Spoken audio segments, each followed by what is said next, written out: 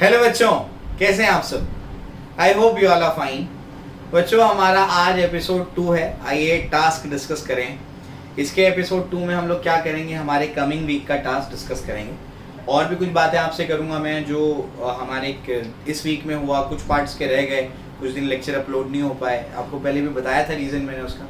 मेरे पेरेंट्स तबीयत ठीक नहीं थी उनकी, पॉसिबल नहीं था। क्योंकि अगर मैं लेक्चर्स वगैरह में वैसे इतना ज़ोर में चिल्ला के लेक्चर देता हूँ, तो अगर मैं लेक्चर्स देता तो वो फिर परेशान हो जाते हैं। वो आराम कर रहे थे तो मैं लेक्चर्स नहीं दे सकता था उसमें। और उसके बाद और भी चीज़ें हैं, और भी मजबूरियाँ हैं। अगर आप कहीं रेंटेड प्लेट से हटते हैं तो अगर आपने कहीं पर उसमें मॉडिफिकेशन कराया तो आपको वापस से वो करा के देना पड़ता है जैसे वो पहले था। तो उसमें भी बिजी था मैं। वर्कर्स नहीं अवेलेबल हैं। आप सभी जानते हैं कि क्या हालात चल रहे हैं। वर्कर्स अवेलेबल नहीं हैं, तो वर्कर्स नहीं मिल रहे थे। बहुत सारी चीज़ें, मॉर्निंग में वहीं लगा होता था मैं, दिन भर मेरा वहीं चले जाता था, तो उसमें थोड़ा सा बिजी था मैं। ठीक है ना। इसमें और भी चीज़ें हैं जैसे देखो, ये जो लेक्चर्स आपके मैं डिलीवर कर रहा हूँ ना आपको, मैं आपको क्वालिटी कंटेंट देने की कोशिश कर रहा हूँ। आपको अच्छा कंटेंट मिले इसकी कोशिश कर रहा हूँ। यही बच्चों की कंप्लेंट होती थी कि सर स्टेट बोर्ड का अच्छा नहीं पढ़ाया जा रहा, स्टेट बोर्ड पढ़ करके एंट्रेंस कैसे क्रैक करेंगे। तो वही तो आपको प्रोवाइड करने की कोशिश कर रहा हूँ कि हमारे बच्चे स्टेट का पढ़ करके उनको क्या करते पता है। बच्चे बड़ी कोचिंग्स में ले लेते हैं, बड़ी कोचिंग्स में जाते हैं और वो एनसीईआरटी सिलेबस के अकॉर्डिंग फिर पढ़ाते हैं। स्टेट का उनका छूट जाता है, स्टेट के डेरिवेशंस अलग, उसकी लैंग्वेज अलग।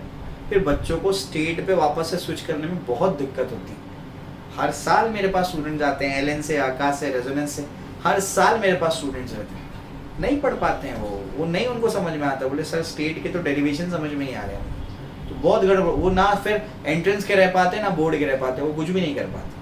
तुमको एक नया रास्ता दे रहा हूँ मैं कि बोर्ड एग्जामिनेशन की, तुम्हारे स्टेट बोर्ड की तुम टेक्स्ट बुक पढ़ करके तुम अपना एंट्रेंस एग्जाम कैसे क्रैक करोगे, वो तुमको समझाने की कोशिश कर रहा हूँ मैं। वो अपने लेक्चर के थ्रू तुमको बताने की कोशिश कर रहा हूँ, उतना इन डेप्थ जाने की कोशिश कर रहा हूँ। तुमको एक फैक्ट बताता हूँ मैं। 30 मिनट का बच्चों एक लेक्चर होता है ना, 30 मिनट्स का। 30 मिनट्स का लेक्चर देने के लिए, उसकी प्रिपरेशन के लिए मुझे कम से कम 3 घंटे जाते हैं। हैं हाँ भाई, 3 घंटे जाता है। आपको बताता हूँ मैं रेफरेंसेस। ये देखो, ऐसी सब रेफरेंसेस इस्तेमाल करता हूँ मैं। ये सारी जो रेफरेंसेस है, इसका साइज देख रहे हो तुम, ऐसी रेफरेंसेस इस्तेमाल करता हूँ। ये हो गया मल्टीपल रेफरेंसेस, ये हो गया, ये ऐसे, ये हो गया। उसके बाद हमारे आमिर इंस्टीट्यूट के नोट्स है, ये इस्तेमाल करता हूँ मैं। फिर आपकी टेक्स्ट बुक है, ये इस्तेमाल करता हूँ मैं। ऐसे मल्टीपल सोर्सेज से आपके मैं क्या करता हूँ, लेक्चर के एक अच्छा सा मिश्रण बना करके आपको आकर के देता हूँ, ताकि बच्चों को कहीं कोई किताब का पॉइंट ना छूटे। स्टेट भी कवर हो जाए, एंट्रेंस भी कवर हो जाए। मेरे पास ऐसे बच्चे हैं जो सीबीएसई के हैं, सीबीएसई वाले हैं, तो उन बच्चों को तो और इन डेप्थ सारे पॉइंट्स चाहिए होते हैं। तो सारे पॉइंट्स कवर करता हूँ कि हमारे बच्चों को भी अच्छे लेवल का एजुकेशन मिले। समझ आ रहा है? तो अगर हम लोग डिटेल लेक्चर दे रहे हैं तो उसको थोड़ा सा अप्रिशिएट करेंगे तो हमें भी अच्छा लगेगा कि सर डिटेल दे रहे हैं, बच्चों को अच्छा लग रहा है। हम भी ये चाहते हैं कि बच्चों को पसंद आए। आपके जो साथी होंगे, आपके जो आगे वाली जनरेशन होंगे, उनके लिए तो सारी चीज़ें अवेलेबल होंगी। ऐसा नहीं कि ये परफेक्ट लेक्चर्स हैं, आगे जा करके और इम्प्रूवमेंट नहीं हो सकता। इम्प्रूवमेंट तो हर चीज़ का होता है, आगे जा करके और इम्प्रूव करेंगे। अभी तो मैं न्यूमेरिकल्स ऐड करूँगा, अभी तो और ज़बरदस्त इसका कंटेंट रेडी होने वाला है। न्यूमेरिकल्स हर प्लेलिस्ट में ऐड होते जाएंगे। अभी तो समझ आ रहा है क्या बोल रहा हूँ मैं? तो अगर देखो, कहते हैं ना slow and steady wins the race, धीरे धीरे करके चलते हैं। क्या होता है ना, अभी बच्चे क्या करते हैं, कॉलेजेस क्या करते हैं, मैं भी कॉलेज का हेड रह चुका हूँ, मैं जानता हूँ कॉलेज में किस लेवल पे पढ़ाते हैं। धड़ाधड़ 3-4 लेक्चर में एक चैप्टर ख़त्म कर देते हैं। कुछ पल्ले पढ़ता नहीं है बच्चों को, वो फिर उनको अननेसेसरी फिर ट्यूशन लगाना ही पड़ता है। समझे? वो लगाना पड़ता है ट्यूशन। कॉलेज अगर सही पढ़ाना शुरू कर दे तो ट्यूशन क्लासेस नहीं चलेगी कहीं पर भी कोचिंग नहीं चलेगा। कॉलेजेस अगर सही से पढ़ाना शुरू कर, मैं कॉलेज में भी अच्छा ही पढ़ाता था। मैं हेड था कॉलेज का, तब भी मैं बहुत अच्छा ही पढ़ाता था। मैं जैसे कोचिंग में पढ़ाता हूँ वैसे ही पढ़ाता था बच्चों को। तो मैं आपको समझाने की कोशिश कर रहा हूँ कि धड़ाधड़ क्या करते हैं, सिलेबस कंप्लीट कर देते हैं। अब क्या हो गया, हमारा कोचिंग में चल रहा है 4th चैप्टर, कॉलेज में पढ़ा दिया 8 चैप्टर। सर बच्चा आके बोलता सर ये चैप्टर नहीं हुआ, ये चैप्टर पढ़ाना है। तो मेरा उन बच्चों से एक सवाल होता है कि जब मैं तुमसे सवाल पूछता हूँ, देखो ध्यान से, कौन से चैप्टर हो गए बताओ? रोटेशन हो गया, रोटेशनल डायनेमिक्स पूरा अपलोडेड है, आप जाके देख सकते हो। सॉलिड स्टेट हो चुका है, मैकेनिकल प्रॉपर्टी खत्म होने पे है। एक लेक्चर उसका समझ लो बच गया है, जो आपका बर्नौली वाला पार्ट है वो आपको कराना है। उसके बाद प्रोबेबिलिटी डिस्ट्रीब्यूशन हो चुका है, बाइनोमियल डिस्ट्रीब्यूशन हो चुका है, 5 चैप्टर हो चुके हैं। कितना पढ़ के हो गया तुम्हारा? 99% बच्चों का कुछ नहीं हुआ था। वो उस पर फोकस करते हैं जो उनके पास नहीं है। अरे भाई, उस पर फोकस करो जो तुम्हारे पास है, जो तुमको पढ़ाया गया है। तुम उस पर फोकस करो। समझ आ रहा है क्या बोल रहा हूँ मैं? इतनी सारी चीज़ें पढ़ा दी गई है, उस पर फोकस करो। ये चीज़ तुमको करनी, वो देखो मैं कह रहा हूँ ना आपसे, slow and steady wins the race. ये चीज़ तुमको करनी है कि जो मैं तुमको पढ़ा रहा हूँ ना उसको बैकलॉग में नहीं डालना है, पीछे नहीं डाल देना, बाद में करेंगे नहीं। जो पढ़ा रहा हूँ उसको अभी पक्का करो, बार बार रिवाइज करते रहो। मौका मिल रहा है तुमको, बहुत सारा टाइम है तुम्हारे पास। समझे क्या बोल रहा हूँ मैं? क्लियर है? तो बेफिक्र रहो, हमारे साथ में चलते रहो। हमारी मेहनत को थोड़ा सा अगर अप्रिशिएट करोगे तो हमें भी मोटिवेशन मिलेगा कि नहीं, बच्चे हमारी मेहनत को समझ रहे हैं।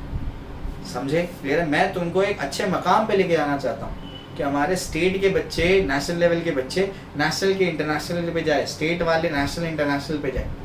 समझ में आ गया? तुमको एक अच्छे लेवल पे लेकर के जाना है मुझे, कि सारे बच्चों का फ़ायदा हो हमको। मेरे कितने ऐसे लेक्चर्स हैं जहाँ पर मुझे फॉरेन कंट्री से, जो हमारी लैंग्वेज को समझते हैं, पाकिस्तान, नेपाल, वहाँ से भी हमको टीचर्स और स्टूडेंट्स देखते हैं, कई सारे कमेंट्स आते हैं मुझे। हम इस लेवल का कंटेंट बनाने की कोशिश करें कि पूरी दुनिया हमको देखे, हम कुछ बड़ा काम कर पाएँ, रिवोल्यूशन ला पाएँ। उस रिवोल्यूशन में आपको मेरा साथ देना है बस। समझे? क्लियर हो गया?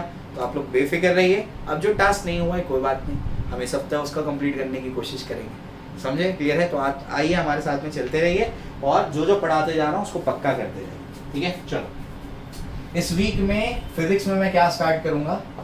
इस वीक में 12th का जो फिजिक्स है उसमें स्टार्ट करूँगा मैं इलेक्ट्रोस्टैटिक्स। इलेक्ट्रोस्टैटिक्स जो है मैं 11th प्लस 12th दोनों पढ़ाऊँगा। देखो एक चीज़ बताता हूँ तुमको मैं, मेरे कुछ टीचर्स तो बहुत ही अच्छे रहे मेरे, जो मुझे पढ़ाए हैं। जैसे मेरे डॉक्टर एम.एन. नायर थे, मेरे टीचर थे, मेरे कॉलेज के एचओडी थे। वो आईआईटी बॉम्बे से एमएससी थे, बीआरसी साइंटिस्ट थे, टीआईएफआर से पीएचडी होल्डर थे, तो ऑनर की बात है उनसे पढ़ना।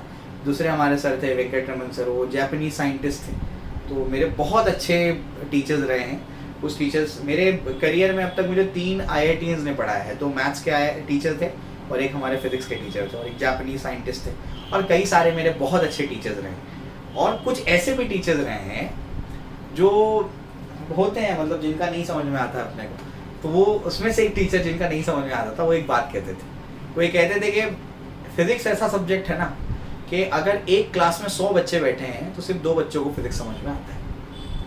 मैं भी मान लेता हूँ यार ये तो टफ सब्जेक्ट है, बहुत टफ सब्जेक्ट है। लेकिन जब मैंने उसको पढ़ना पढ़ाना शुरू किया, टॉपर था अलहमदुलिल्लाह मैं, जब मैं उसको पढ़ना पढ़ाना शुरू किया मैंने, तो जब मैं टीचर बना ना, थोड़ा मकाम पे पहुंचा, तो मैं कहता था बच्चों से कि हमारे टीचर ऐसा बोलते थे कि अगर एक क्लास में 100 बच्चे बैठे हैं तो सिर्फ 2 बच्चों को फिजिक्स समझ में आता है।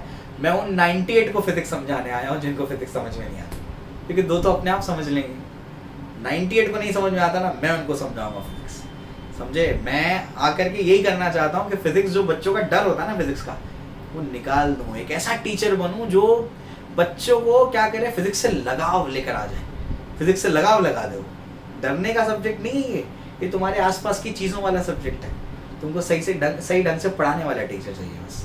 समझे? क्लियर है? हाँ चलो, तो मैं कहाँ पर था? मैं यहाँ पर था कि इलेक्ट्रोस्टैटिक्स जो है 11th प्लस 12 दोनों पढ़ाऊंगा मैं। इसलिए पढ़ाऊंगा, सबसे पहली बात, सिर्फ 12वीं का पढ़ाऊंगा, फील नहीं आएगा चैप्टर का, कुछ पढ़ने नहीं पढ़ने वाला है, बीच में से कैसे पढ़ाऊँ। ये बिल्कुल गलत तरीके से डिज़ाइन किया हुआ स्टेट बोर्ड में। स्टेट बोर्ड वाले क्या करते हैं, आधा इलेक्ट्रोस्टैटिक्स 11th में पढ़ाते हैं, आधा 12th में पढ़ाते हैं। अब 11th में बच्चा वैसे ही गोल होता है, किधर पढ़ता है 11वीं में बच्चा? नहीं पढ़ता है हमारे बच्चे 11वीं में, तो 11th में पढ़ता नहीं है वो, और 12th में आकर के आधा इलेक्ट्रोस्टैटिक्स को पढ़ना पड़ता है, उसको कुछ समझ में नहीं आता, वो कंफ्यूज होकर के रह जाता है। तो मैं तो बिल्कुल स्टार्ट से कहता हूँ कि जैसे एनसीईआरटी में या स्टैंडर्ड रेफरेंसेस में होता है, बिल्कुल वैसा करो। पूरा इलेक्ट्रोस्टैटिक्स 12th में डालो, पूरा उसको वहीं पढ़ाना चाहिए।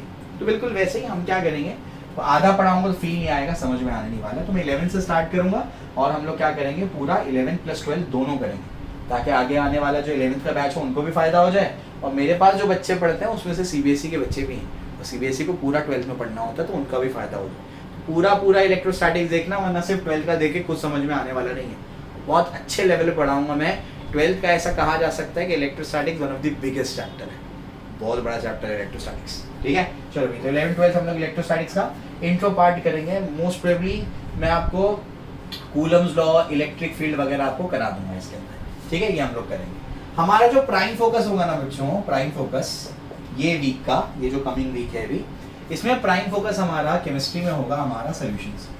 हम मैक्सिमम जो लेक्चर्स हैं सॉल्यूशंस के रिकॉर्ड करने की कोशिश करेंगे। मैक्सिमम लेक्चर मैं आपको केमिस्ट्री पे ही दूंगा, क्योंकि उसका एक ही चैप्टर हुआ है और मैंने इस हफ्ते सिर्फ शायद 2 लेक्चर डाले, 2 या 1 ही लेक्चर डाला शायद, कॉन्सेंट्रेशन टर्म्स में। मौका नहीं मिल पाया, 2 दिन का गैप भी हो गया था हमारा, तो कोई बात नहीं, हम लोग सॉल्यूशंस को मैक्सिमम खींचने की कोशिश करेंगे। तो ज़्यादा लेक्चर्स किस पे आएंगे, आप सॉल्यूशंस में आएंगे, बेफिक्र रहो, धमाल करेंगे हम लोग, मस्त पढ़ेंगे सॉल्यूशंस को, बहुत मजा आने वाला है इसके अंदर, ठीक है। चलो तो जो पिछले हफ्ते का टास्क था उसको इस हफ्ते में डाल देंगे, ठीक है ना। ये हमारा केमिस्ट्री का हो गया। उसके बाद मैथ्स हमारा क्या है, तो मैथ्स में बच्चों क्या करने वाले हैं हम लोग, मैथ्स में हम लोग करने वाले हैं एक्सरसाइज 1.2, इसमें बहुत सारे भी हम लोग को फॉर्मूले याद करने हैं ट्रिग्नोमेट्री के।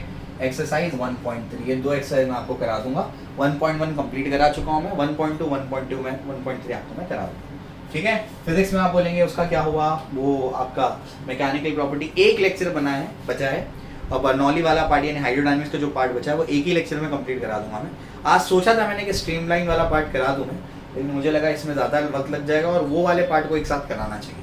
तो कल इंशाल्लाह डेफिनेटली मैं क्या करूँगा, आपका मैकेनिकल प्रॉपर्टीज़ का स्वाहा हो जाएगा, कल वो कंप्लीट हो जाएगा, उसको अपन कंप्लीट कर लेंगे। और जो है अपना मैथ्स केमिस्ट्री अपना ज़्यादा फोकस होगा इस पर, ठीक है। नाज सर की तबीयत ठीक नहीं थी, तो इस वजह से बायो के लेक्चर्स हो नहीं पाए, अभी भी उनकी बहुत सर्दी हो गई है उनको, तो लेक्चर्स नहीं डिलीवर कर पा रहे हैं वो।